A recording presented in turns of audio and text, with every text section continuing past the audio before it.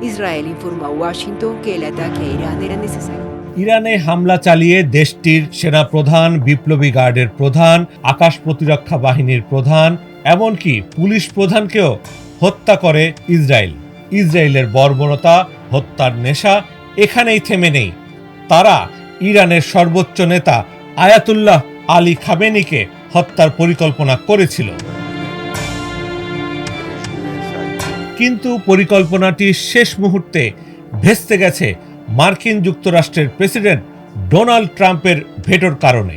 নাম প্রকাশে অনিচ্ছুক দুই মার্কিন কর্মকর্তা বার্তা সংস্থা রয়টার্সকে এই তথ্য জানিয়েছেন। প্রতিবেদনে বলা হয়েছে, ডোনাল্ড ট্রাম্প ইরানের সর্বোচ্চ নেতা খামেনিকে হত্যা করার ইসরায়েলি পরিকল্পনায় ভেটো দিয়েছিলেন।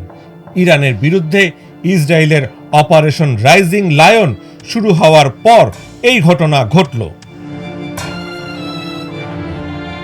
ট্রাম্প প্রশাসনের এক জ্যেষ্ঠ কর্মকর্তা বলেছেন, ইরানিরা কি এখন পর্যন্ত কোনো মার্কিন নাগরিককে হত্যা করেছে?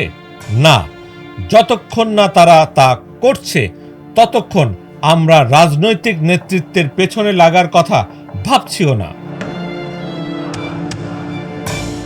নাম প্রকাশে অনিচ্ছুক ওই দুই কর্মকর্তা জানিয়েছেন, ইরানকে পারমাণবিক কর্মসূচি থেকে বিরত রাখতে ইসরায়েল যখন দেশটির ওপর বড় ধরনের হামলা চালায়, তারপর থেকে শীর্ষ মার্কিন কর্মকর্তারা ইসরায়েলি কর্মকর্তাদের সঙ্গে নিয়মিত যোগাযোগ রাখছেন।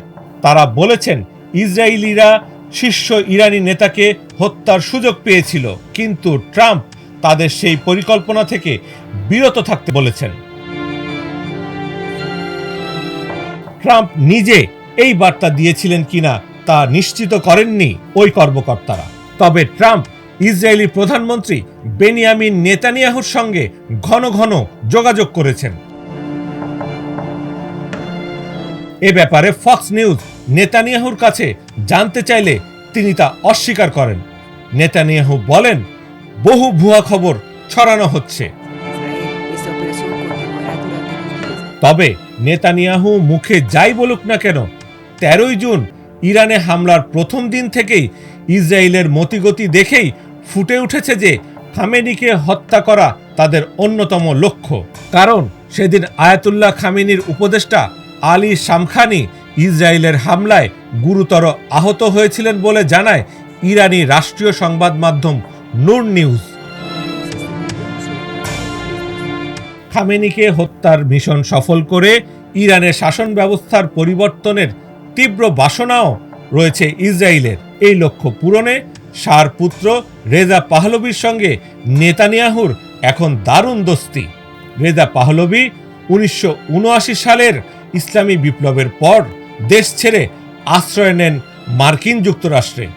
এরপর থেকে পাহলভি অনবরত ইসলামী প্রজাতন্ত্র ইরানের কট্টর সমালোচক এবং দেশটিতে ধর্মনিরপেক্ষ ও গণতান্ত্রিক ব্যবস্থার পক্ষে কথা বলে আসছেন। রেজা পাহলভি প্রকাশ্যে বলেছেন, ইরান ও ইসরায়েলের সম্পর্ক আবার স্বাভাবিক ও বন্ধুত্বপূর্ণ হোক।